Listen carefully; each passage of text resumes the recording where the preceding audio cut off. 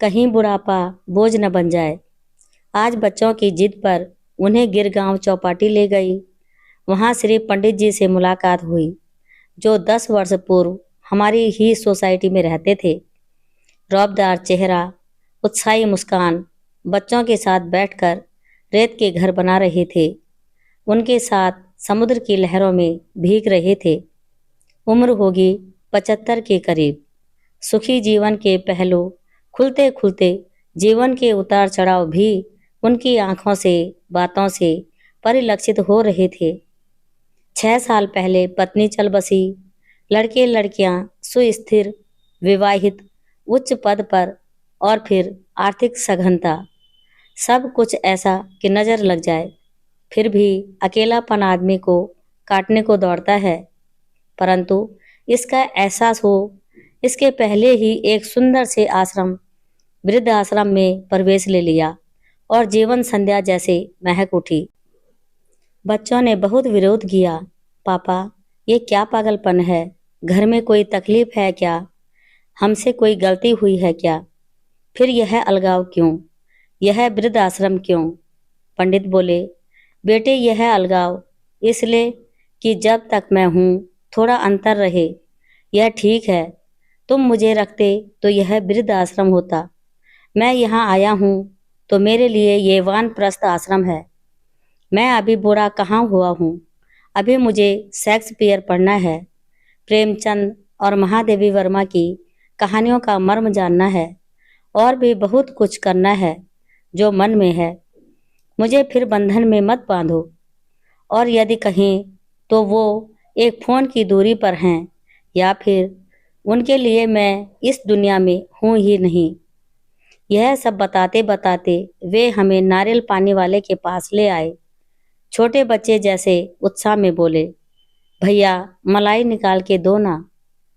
नवजीवन का उत्साह जैसे उनके अंग अंग में भरा था। इन किया हुआ चेक का रंगीन शर्ट, ब्राउन जीन्स की महंगी ब्रांडेड पैंट, सिर पर कैप, इस उम्र में भी यह सलीका। पर इन सबसे सुंदर था उनका जीवन के प्रति उत्साह। मैं टकटकी लगाकर जैसे देखती रह गई। यहाँ तो कहीं भी निराशा का ना और बुढ़ापे का बौ नहीं था। तो सिर्फ ताजे फूलों जैसे खिले जीवन की ओर देखने का दृष्टिकोण। मैं बहुत प्रभावित हुई। उनका पता मांगा तो बोले, यदि दे भी दूं तो आज की पीढ़ी के पास समय कहाँ है। 2 दिन तुम्हारे पर्स में चिट पड़ी रहेगी और तीसरे दिन तुम फेंक दोगी। इसलिए ज़्यादा सोचो मत। यदि किस्मत में रहा तो फिर मिलेंगे, और यदि नहीं रहा तो पता देकर भी क्या उपयोग। और वह आकृति दूर दूर जाकर घुसर होती चली गई। श्री पंडित जी से मिलने के बाद आज बार बार आंखों के आगे पांडेय चाचा जी का उदास खोया खोया चेहरा नजर आ रहा था। सच, दोनों में कितना अंतर था। चाचा जी तो बेचारे मशीन बनकर रह गए थे। इस उम्र में भी सुबह उठकर पोते को स्कूल बस के लिए छोड़ना, दूध, तरकारी और अन्य सामान लाना, बिल भरना, न जाने ऐसे कितने ही काम उन पर थोपे गए थे। रिटायर्ड की तख्ती जो लगी थी उन पर, कामों की फेरहिस्त हनुमान की पूंछ की तरह दिनों दिन बढ़ती जाती थी। परेशान हो गए थे संघर्षों और पैसों की कमी से। उनके कंधे 50वां बसंत पार करते करते ही झुक गए थे। एक तरह की गूंगी लाचारी आ गई थी। बस तब से बुढ़ापे का डरावना सफेद भूत उन्हें खूब डराता था। आज उनसे मिलने का निश्चय किया। दुविधा भी थी, क्योंकि उनसे किसी का मिलना जुलना बहू बेटे को पसंद नहीं था। उन्हें श्री पंडित के बारे में बताना था और निमंत्रण भी देना था। निमंत्रण तो बहाना था। हमारी सोसाइटी में अधिकांश वृद्ध दंपति ही थे। जब से मैं ब्याह कर आई थी, उनका अकेलापन, घुटन, मजबूरी और कसमकस देखती आ रही थी, पर कुछ सोचता नहीं था। आज श्री पंडित से मुलाकात ने जैसे मेरे बंद दिमाग के ताले ही खोल दिए थे। मेरे सास ससुर आए हुए थे। योजना थी उनसे मिलवाने के बहाने सारे सीनियर सिटीजन का एक छोटा सा गेट टुगेदर रखना, ताकि वो आपस में अपने अनुभव बांट सकें। फिर किसी तरह कोशिश कर उन्हें नियमित अंतराल के बाद मिलवाना। महिला मंडल या किटी पार्टी की तरह उनका भी एक छोटा सा क्लब स्थापित करना। फिर दिशा उन्हें खुद ब खुद मिल ही जाएगी। विचारों के ताने बाने बुनती मैं कब उनके घर पहुंची पता ही नहीं चला। मुझे और मेरे हाथ में उनकी पसंद के बेसन के लड्डू देखकर उनकी आंखें भर आई। पत्नी के गुजरने के बाद उनकी पसंद नापसंद किसी के लिए कोई मायने नहीं रखती थी। सारी कहानी बताकर बोले, जरा भी खाली होता हूँ तो लगता है घड़ी का सेकंड का कांटा भी 100 किलो का वजन लेकर चल रहा है। कोई मेरी सलाह नहीं मानता। मैं सटिया गया हूँ क्या? मैंने भी बेटी के हक से प्यार से उन्हें समझाते हुए कहा, चाचा जी, अब आप गृहस्थी की जिम्मेदारी से भी रिटायर हो जाइए। इसका बोझ आगे की पीढ़ी के कंधों पर है।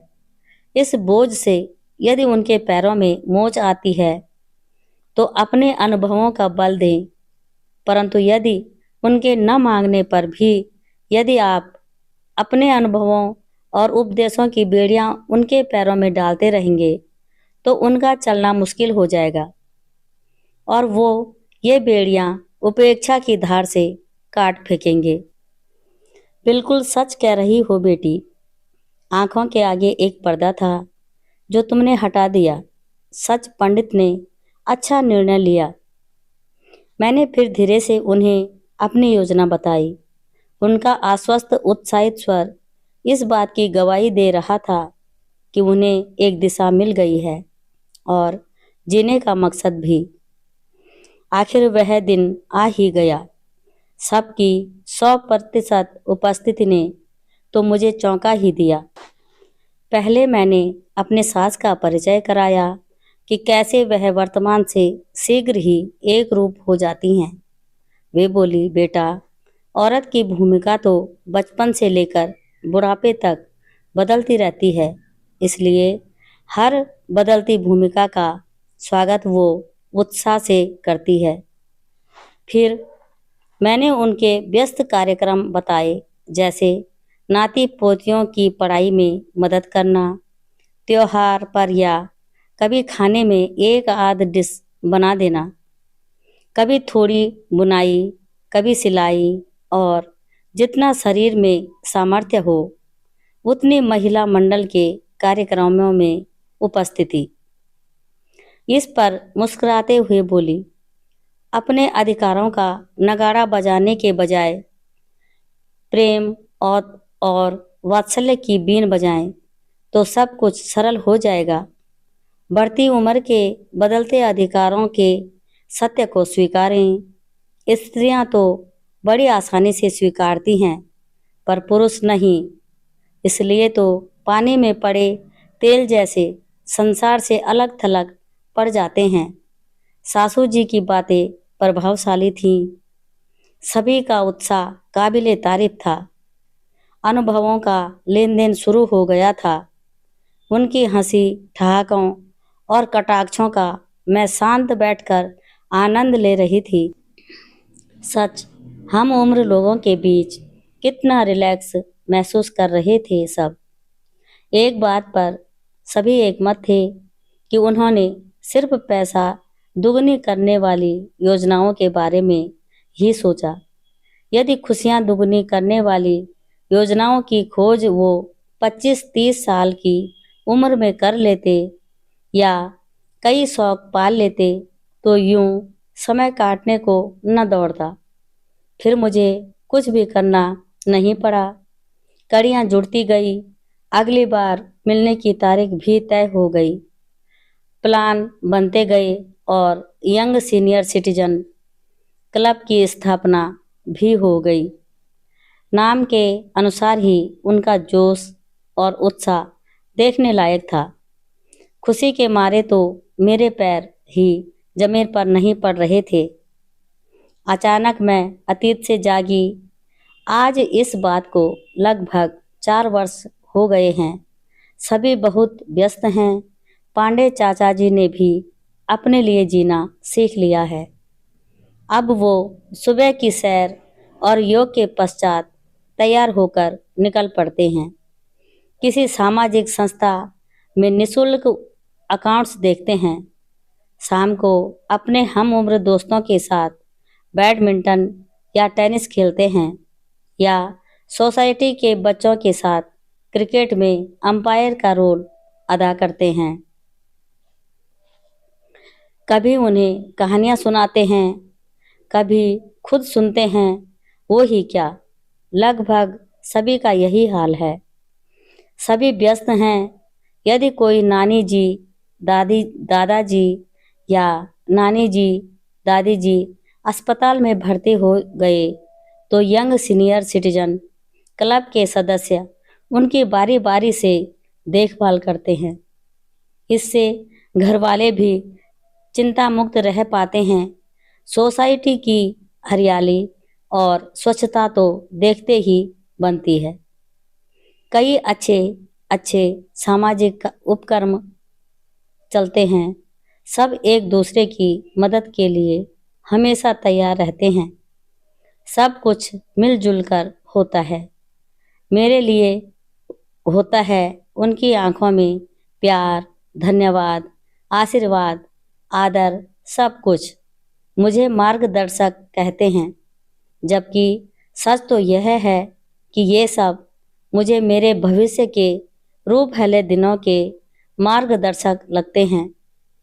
अभी तो 40वां पार किया है। यदि ईश्वर ने लंबी उम्र भी दी तो ऐसा ही जोशीला, महकता, रुबाबदार वृद्धत्व मेरा भी साथी होगा। मेरा बुढ़ापा बोझ न बने। जय श्री कृष्णा। तो यह कहानी आपको कैसी लगी? अगर पसंद आए तो लाइक करें, कमेंट करें, शेयर करें और चैनल को ज़रूर से सब्सक्राइब करें। आपका बहुत बहुत धन्यवाद।